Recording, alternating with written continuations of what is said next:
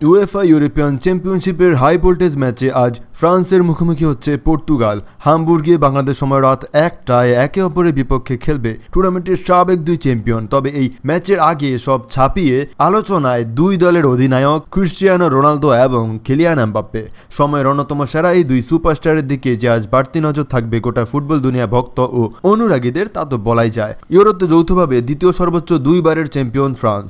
সর্বশেষ 2000 সালে এই আসরের শিরোপা উঁচিয়ে ধরেছিল তারা। এরপর অবশ্য 2018 সালে রাশিয়া বিশ্বকাপ চ্যাম্পিয়ন হয় দিদিয়ের দেশমের দল। সর্বশেষ কাতার বিশ্বকাপের ফাইনালে টিকিট কাটলেও শেষ পর্যন্ত আর্জেন্টিনার কাছে স্বপ্নভঙ্গের বেদনা নিয়ে মাঠ ছাড়ে এমবাপ্পেরা। সেই ফ্রান্স এবার ইউরো শুরুর আগে হট ফেভারিট ছিল, যদিও বা জার্মানিতে ফ্রান্সের অতীত পরিসংখ্যান খুব ভালো নয়, যেখানে গত 7টি বড় টুর্নামেন্টের 6টিতেই কোয়ার্টার ফাইনাল খেলেছে ফ্রান্স। কিন্তু এখন পর্যন্ত তাদের কোনো খেলোয়াড়ই পেনাল্টি ছাড়া ওপেন প্লেতে কোনো গোল করতে পারেননি।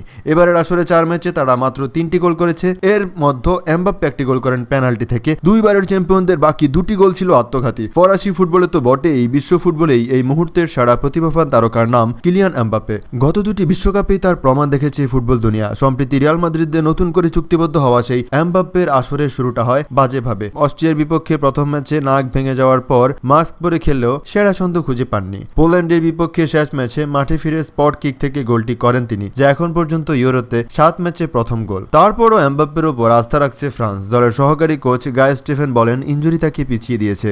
যদিও এটা কোনো যুক্তি নয়, কিন্তু ওই ট্রমা থেকে তিনি বেরোতে পারেননি। তারপরও সাবেক রিয়াল তারকার উপর আস্থা রাখছেন পর্তুগাল কোচ রবার্তো মার্তিনেজ। তিনি বলেন, রোনালদো এমন একজন খেলোয়াড় যে কিনা সব অভিজ্ঞতায় অর্জন করেছেন। তার আবেগ দেখানোটাকে আমি পছন্দ করি। রোনালদো এমনই। উয়েফা চ্যাম্পিয়ন লিগে 3 বছর আগে এই দুই দল গ্রুপ পর্বে একে অপরের মুখোমুখি হয়েছিল। পেনাল্টি থেকে রোনালদো জোড়া গোল করলেও ম্যাচটি শেষ পর্যন্ত 2-2 ব্যবধানে অমীমাংসিত ছিল। নকআউট পর্বে যখনই এই দুই দল মুখোমুখি হয়েছে তখনই বিজয়ী দল শিরোপা জিতেছে।